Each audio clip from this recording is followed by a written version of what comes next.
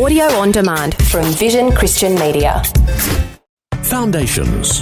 When Abraham gave him tithes, Melchizedek gave him bread and wine. And what do we know that bread and wine represents? Maybe to represent his body and blood in a covenant meal with Abraham. Foundations. Understanding the Jewish foundations of our Christian faith. With Robbo Robinson and Mandy Warby.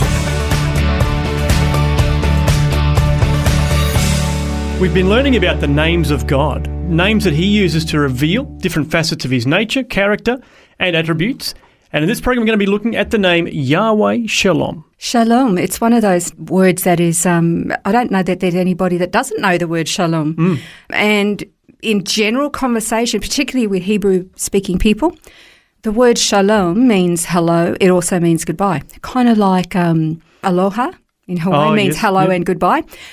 But unlike Hawaiian, the word shalom actually has, like most Hebrew words, it's far richer, far deeper than what would normally be the typical understanding, which is peace. Most people think it just means peace. The name Yahweh Shalom or Yahweh Shalom, it's only found in one place in the Bible, and that's in the book of Judges, and it was during the days of Gideon. Remember when God revealed himself to Gideon? They were under the, was it the Midianites that were constantly attacking the Jews at that particular time? And then the angel of the Lord appears to Gideon.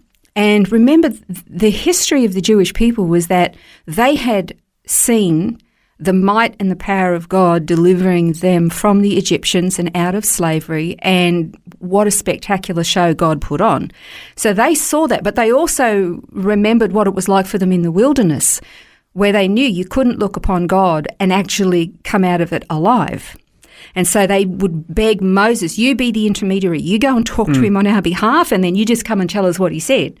They didn't want to come face to face with God because it was terrifying.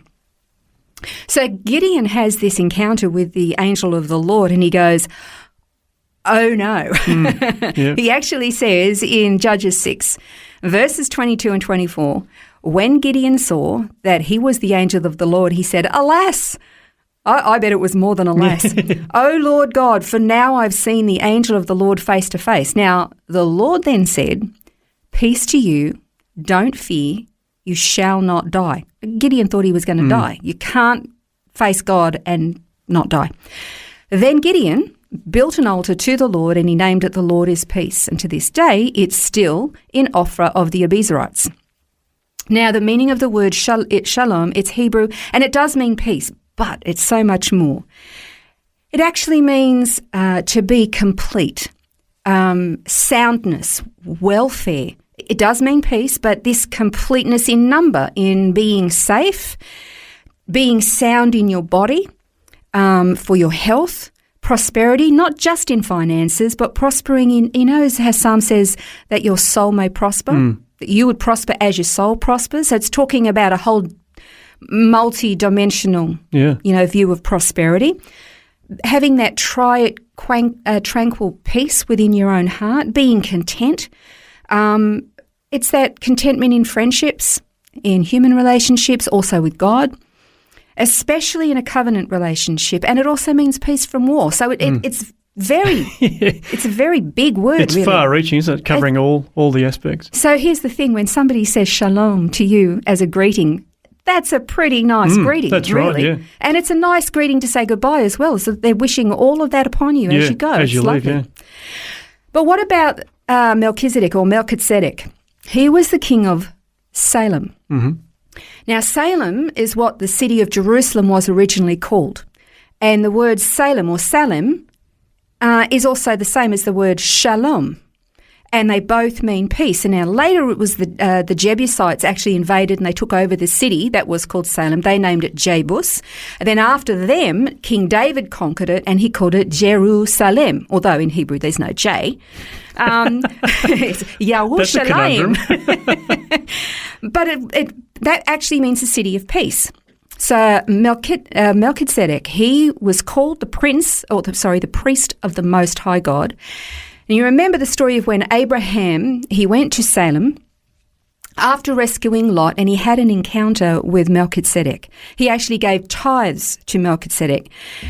And Melchizedek gave him two things. I'll come to that in just a sec.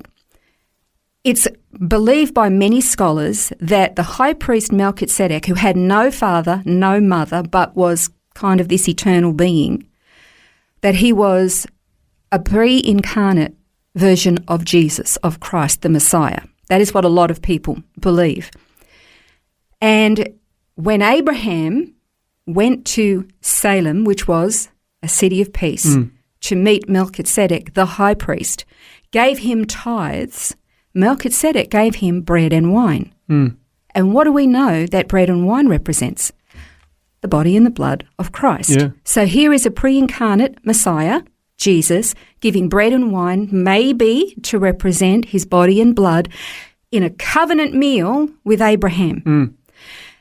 And now the name Jerusalem is actually made up of two Hebrew words, yara and shalom.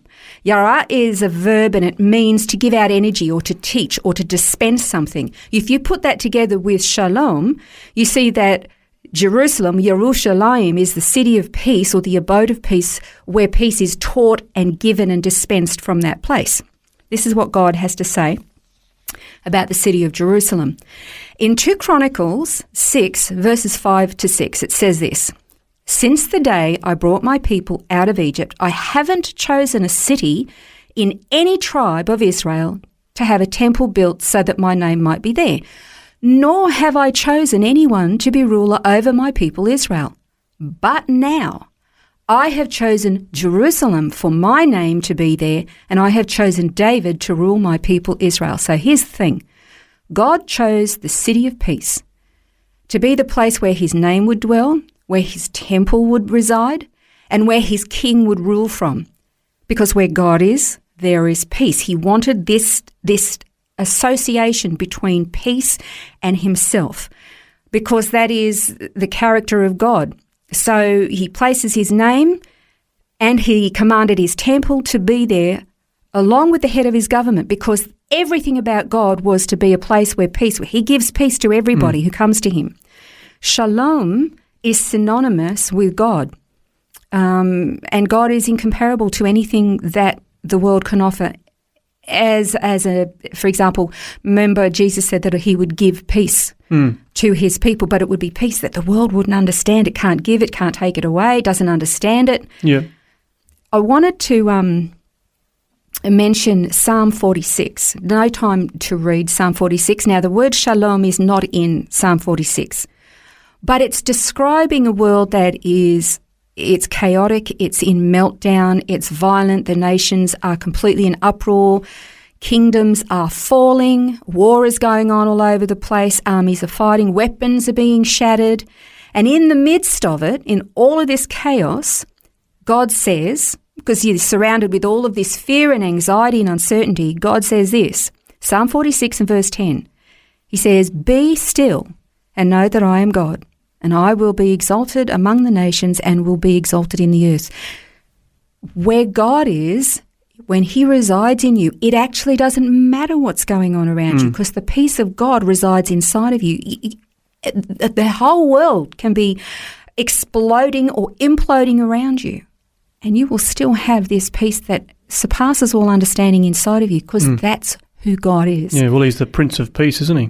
He is. And I think this name, this is who he is, Yahweh Shalom.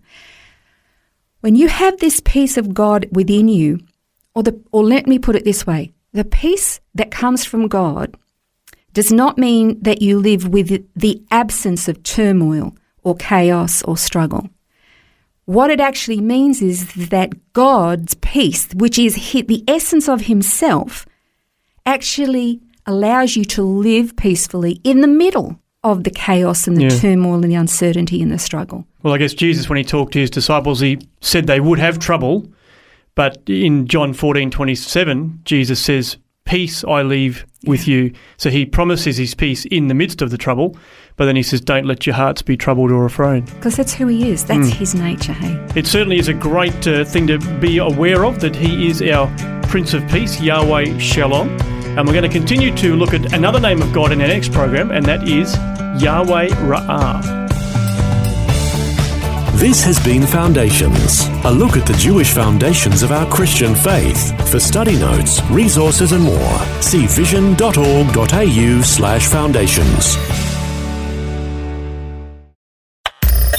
Thanks for taking time to listen to this audio on demand from Vision Christian Media. To find out more about us, go to vision.org.au.